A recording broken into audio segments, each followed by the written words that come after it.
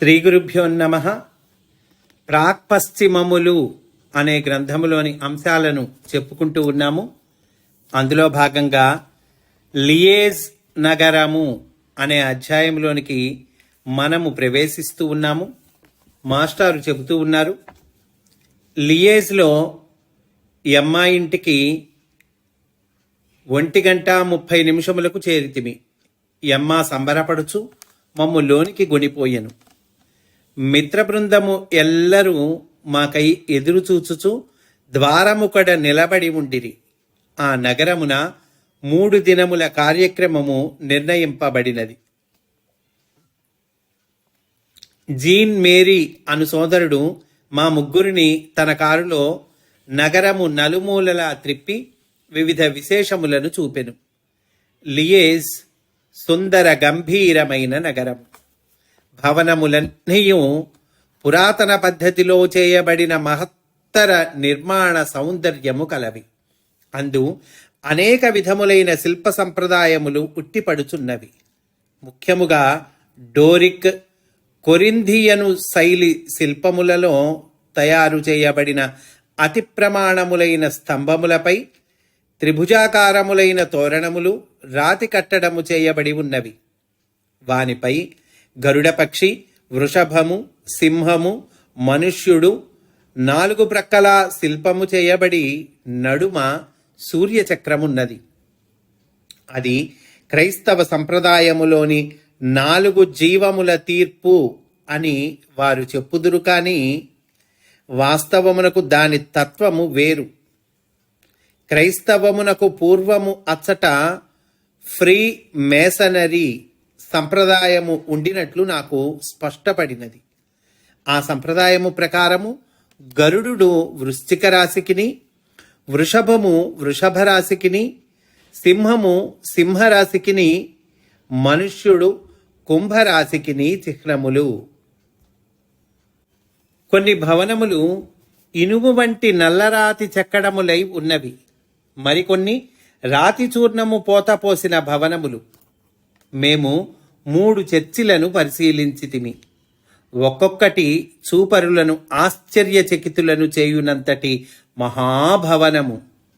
వేరువేరు గదులుగా ప్రార్థనా మందిరములు ఉన్నవి. ఉత్తమ చిత్రకారుల తైల చిత్రములు కుడ్య ప్రమాణములై వస్త్రములపై చిత్రింపబడినవి. జీససు జీవితములోని 13 ముఖ్య ఘట్టములు చిత్రింపబడి ఉన్నవి. మేము అచటి నుండి హోమియోపతి మందుల షాపునకు పోయి కొన్ని మందులను కొంటిమి. సాయంత్రము 7 గంటలకు యమ్మ గృహమునకు తిరిగి వచ్చి భోజనము చేసి ఉపన్యాస కార్యక్రమమునకు హాజరైతిమి. అది ఒక హోటలులోని పెద్ద హాలులో ఏర్పాటు చేయబడినది. హాలు అంతయు జనసమ్మర్ధము కలిగి కిటకిటలాడుచుండెను. స్త్రీ పురుష కంఠముల సంభాషణలు కలకలారావముగా వినిపించుచుండెను. యమ్మ నన్ను గురించి శ్రోతలకు పరిచయము ఆరంభించినది. జనమంతయు నిశ్శబ్దమయ్యను. 15 నిమిషముల పరిచయ వాక్యములైన వెనుక నేను శమ్నోమిత్రః అను శాంతి పాఠముతో ఉపన్యాసము ఆరంభించితిని. నేను మొదట భారతీయ సోదరుల తరపున పాశ్చాత్య సోదరులకు కృతజ్ఞతలను తెలిపితిని. బెల్జియం పౌరుల ఆతిథ్య గౌరవములను గూర్చియు, గృహ నిర్వహణము, సౌందర్య రసికత, పరిశుభ్రత, గృహోపకరణముల తీర్పు నన్నాకర్షించినవని అంగీకరించి తిని.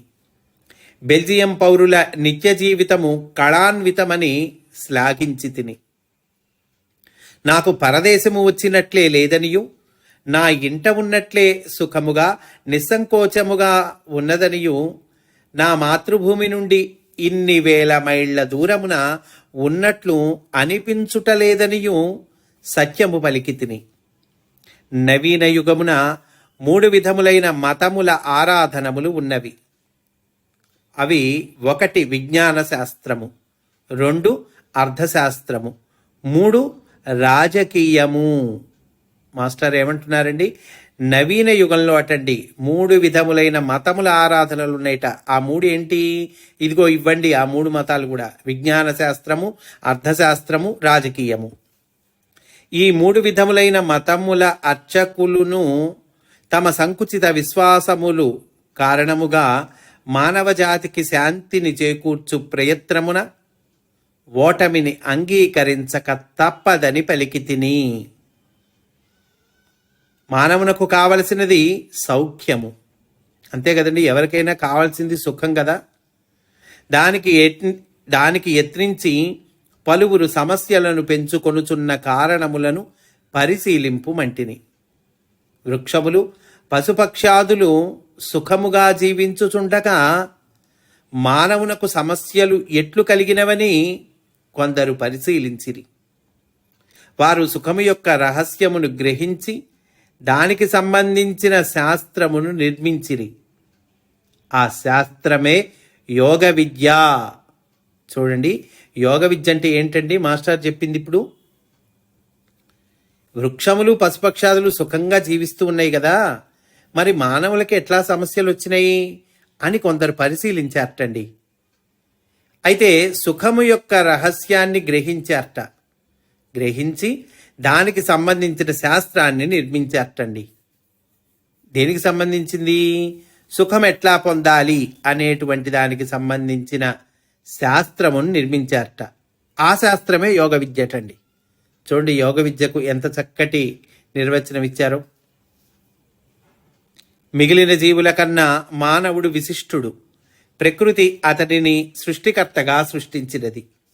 దానితో అతడు దుఃఖమును, సుఖమును సృష్టించుకొనగలిగెను. మిగిలిన జీవులకి మానవుడికి ఏంటి తేడా? ప్రకృతి ఇతన్ని సృష్టికర్తగా సృష్టించిందిట. సృష్టికర్త కదా, అందువల్ల ఒక్క సుఖాన్నే కాకుండా దుఃఖాన్ని కూడా సృష్టించుకోగలిగాడు. పశుపక్షాదులకు ఈ శక్తి లేదు కనుక ప్రకృతి ఇచ్చిన సుఖమును అనుభవించుచు దుఃఖము కల్పించుకొనలేకపోయినవి. మానవునకు వివేకమను శక్తి ప్రసాదింపబడినది. దానిని వినియోగించుకొను బాధ్యత ఎరిగినప్పుడు సుఖమును సృష్టించుకొనును, మానినప్పుడు దుఃఖ కారణములను సృష్టించుకొనును. అట్టివానిలో ధనము ఒక ఉదాహరణము. సుఖమును కోరి ధన సంపాదనకు పూనుకొనును, కానీ సంపాదన యత్నమున సుఖపడుటకు వ్యవధి లేకుండా చనిపోవును. ఇంత సాధించినను మానవుడు ధనముతో ఏ సుఖములను పొందునో వానిని జంతువులు ధనము లేకయే పొందుచున్నవి. నేను ఈ అంశమును వివరించుచుండగా శ్రోతలు హర్షధ్వానములు చేసిరి. ఒక నూతన విషయమును దర్శించినట్లు వారికి అనిపించెను. ఖనిజములను, వృక్షములను, పశుపక్షాదులను ప్రకృతి తన ధర్మములచే కాపాడుచుండును. ఆహార నిద్రాది వృత్తులయందు ఉల్లంఘనము చేయనీయదు. మానవుడు ఉల్లంఘించగలడు కనుక దుఃఖము ఎదురువచ్చును. అతడు ప్రకృతి ధర్మములను శ్రద్ధాభక్తులతో పరిశీలించి గ్రహించి అవలంబింపవలెను. తన తృష్ణాధికములయందు ఋతుధర్మములు మున్నగు వానిని పాటించుట నేర్పవలెను. ఉద్రేకములను అర్థము చేసుకొని శరీరమును, మనస్సును రక్షించుకొనవలెను. కామము ఒక ఉదాహరణగా గొనవచ్చును. అంటే కామాన్ని ఒక ఉదాహరణగా చెప్పుకోవచ్చు. అది సర్వజీవ సామాన్యము. శరీర నిర్మాణమునకై ప్రకృతి జీవులకిచ్చిన జీతము వంటిది. అంటే శరీరాల్ని నిర్మాణం చేయాలి. శరీరాల్ని నిర్మాణం చేయాలి కాబట్టి, అట్లా నువ్వు చేస్తావు కాబట్టి నీకు ప్రకృతి ఒక జీతం ఇచ్చింది. ఏమిటది? అదే కామము అంటున్నారండి. శరీర నిర్మాణముకై ప్రకృతి జీవులకిచ్చిన జీతము వంటిది. అట్లాంటిది కామము. దాని ఫలితము సత్సంతతి. దానిని మరచి కేవలము కామమునందు మునిగిన వారు జంతువుల కన్నా తక్కువ స్థితిలోనికి దిగజారుదురు. కనుకనే ఆరోగ్యాది సహజ సంపద జంతువులకున్నట్లు నరునకు సిద్ధించుటలేదు. ప్రకృతి ధర్మములకు అవిధేయత చూపుట వలన కలిగిన మానవుని దుష్పరిణామములకు ఇది ఒక ఉదాహరణము. ఈ కారణముననే గర్భధారణము మానవ స్త్రీకి వేదనాత్మకము, విపత్కరము అగుచున్నది. పువ్వు కాయగా మారి విత్తనము ధరించినప్పుడు, జంతువు సంతతిని పొందినప్పుడు, అంటే పువ్వు కాయగా మారేటప్పుడు, జంతువు సంతతిని పొందేటప్పుడు ఇంతటి బాధ లేదు. లేకుండుటయే కాక పుష్పఫలాది సంపదలు సౌందర్యాపాదకములై ప్రకృతి శోభను వెల్లువరచుచున్నవి. సకల చరాచర జగత్తును భావనామయముగా ప్రతిబింపజేయు శక్తి మనస్సునకు ఉన్నది. ఇక్కడ చాలా జాగ్రత్తగా వినాలండి. మనస్సు గురించి చెప్తూ ఉన్నారు. మనస్సును ఎలా దోవలో పెట్టుకోవాలి చెప్తూ ఉన్నారండి. మనస్సుపై బడిన సన్నివేశముల చిత్రములు జంతువుల మనస్సున కన్నా మానవుని మనస్సున ఎక్కువ కాలము నిలిచి ఉండును. దానివలన భిన్నాభిప్రాయములు, వానిచిక్కులైన సంఘర్షణ సంభవించును. దీనినే సంసారము అందురు. మనస్సున చిత్రములు ఎక్కువ కాలము నిలిచి ఉండుటను సంగము అందురు. సంగం అంటే ఏంటండి? ఈ మనస్సులో ఈ చిత్రాలు ఉన్నాయే, అది ఎక్కువ కాలం నిలిచి ఉండటం, దాన్ని సంగము అంటారు. ఈ దోషము వలన కాలము భూత భవిష్యత్ వర్తమానములుగా బంధింపబడి ఒకదాని చిత్రములు ఇంకొక దానిపై పడి గజిబిజి అగుచుండును. ఈ బాధను పరిహరింపవలెనన్నచో మనస్సు మనకు స్వాధీనము కావలెను. మనస్సుపై బడి చిత్రములను అణిచిపెట్టినను నిశ్చలము చేసినను లాభము లేదు. అంటే మనస్సు మీద పడేటువంటి చిత్రాలను వీడిని అణిచిపెట్టడం, నిశ్చలం చేయటం ఇది కాదటండి. తుడిచివైచుటకు యత్నించినను ఫలము లేదు. మరచుటకు యత్నించుట అనగా వానిని స్మరించుటయే అగును కనుక మొదలే ఆ యత్నము కూడదు. ఈ చిత్రములను భరించుచున్న మనస్సు యొక్క ఉపరితలమును కరగించు విద్య కావలెను. మరి ఏం కావాలండి ఇంతకీ? ఈ చిత్రాల్ని భరిస్తున్నటువంటి మనస్సు ఉంది కదా, ఆ మనస్సు యొక్క ఉపరితలము, పై పొర, దాన్ని కరిగించేటువంటి విద్య కావాలట. ఏమిటది? ఆ విద్య ఏమిటండి? అది ఏ ప్రేమ సాధన.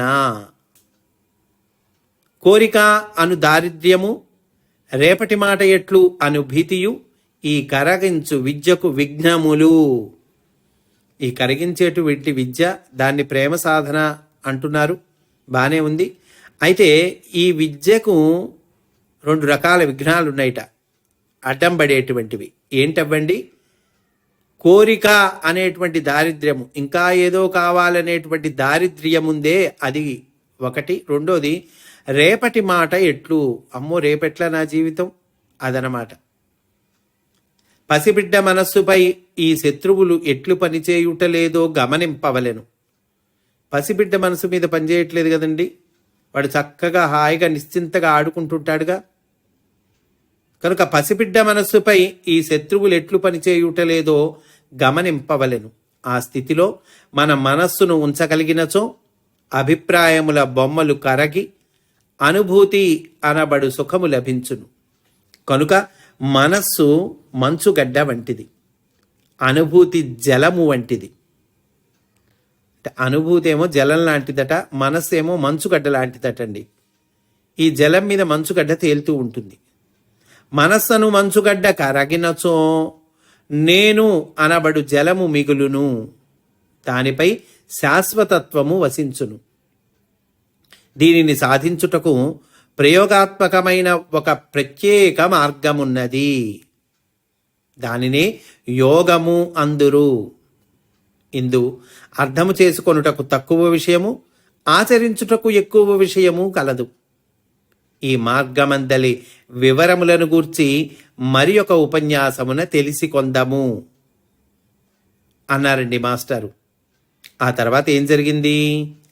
ఆ ఉపన్యాసమును రాత్రి 8:20 నుండి 9:10 వరకు చెప్పి తిని శ్రోతలు పరవశ స్థితి చెంది అందుండి త్రుళ్ళిపడినట్లు మేల్కాంచిరి.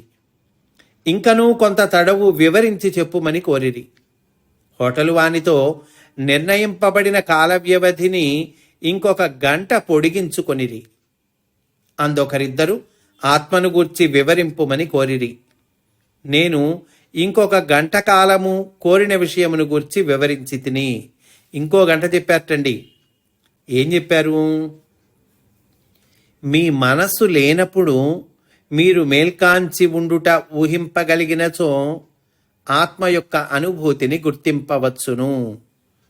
మనస్సు లేనప్పుడు మనం ఉన్నామనుకోండి, మనస్సు లేనప్పుడు మనం మేల్కాంచి ఉండటం, అది గనక మనం ఊహిస్తే అదిగో అప్పుడు ఆత్మ యొక్క అనుభూతిని మనం గుర్తించవచ్చు. ఏమిటండి, మనస్సు లేకపోవటం ఏంటి, అప్పుడు మనం మేల్కాంచి ఉండటమేంటి చెప్తారండి మాస్టర్.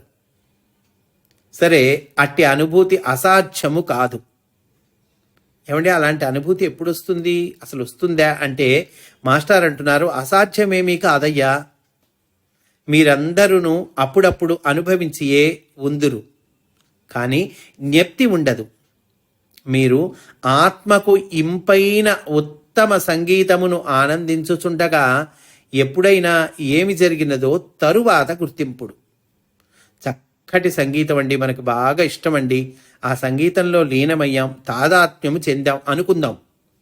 అప్పుడు ఏం జరిగింది, ఆనందిస్తూ ఉన్నాం, అప్పుడు ఏం జరిగింది అనేటువంటిది తర్వాత గుర్తించండి, ఎందుకంటే అప్పుడు గుర్తించడం వల్ల కాదు.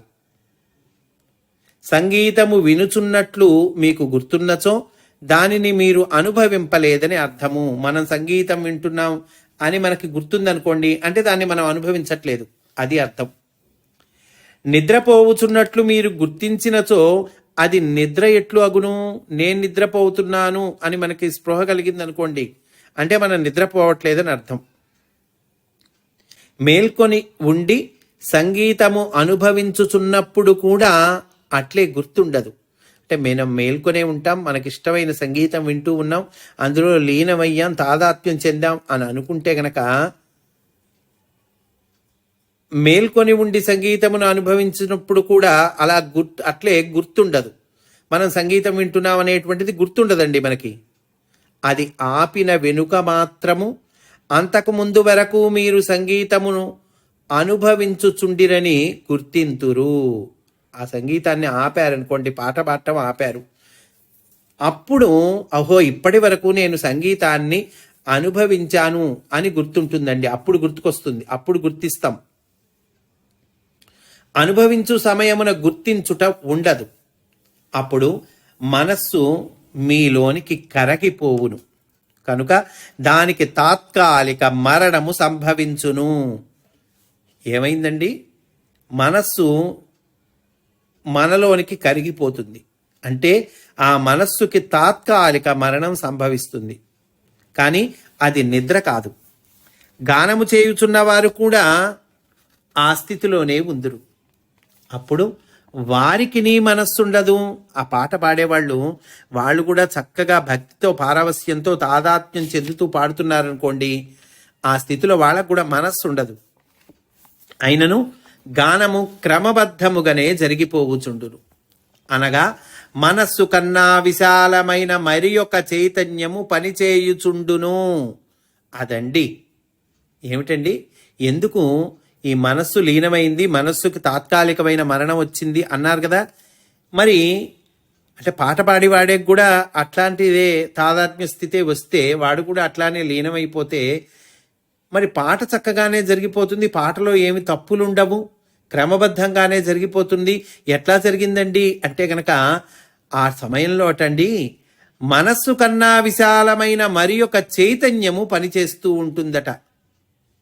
అది హద్దులు లేనిది, దానికి కాలము దేశము ఉండవు.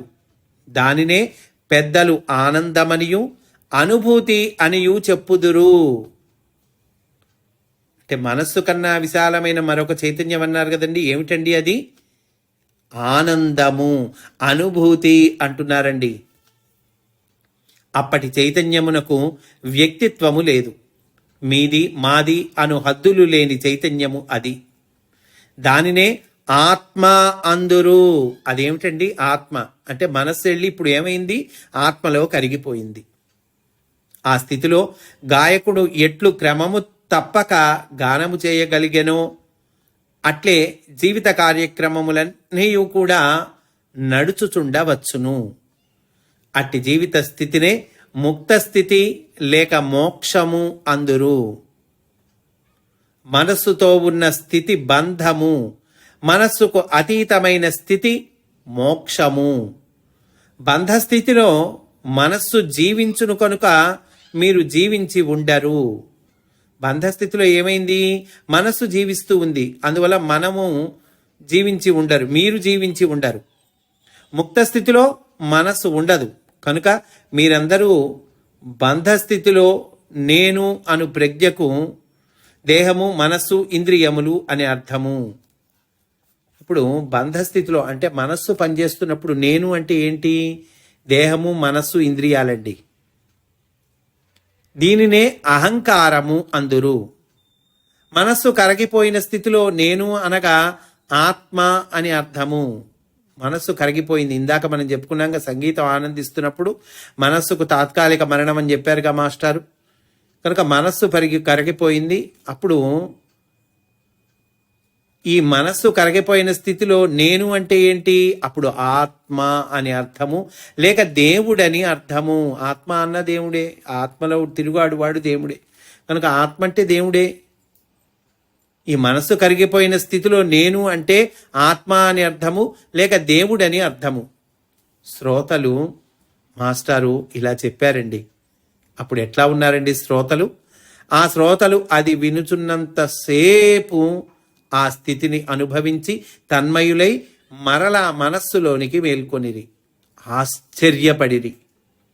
ఒక వృద్ధుడు లేచి మైకు వద్దకు వచ్చి, ఇంత సులభముగా ఆత్మానుభూతి మనకు కలిగినదనుట హాస్యాస్పదమైన సత్యము. అయినను మనము అంగీకరింపక వీలులేని పరిస్థితిని వీరు కల్పించిరి అని సరసముగా పలికి కూర్చుండెను.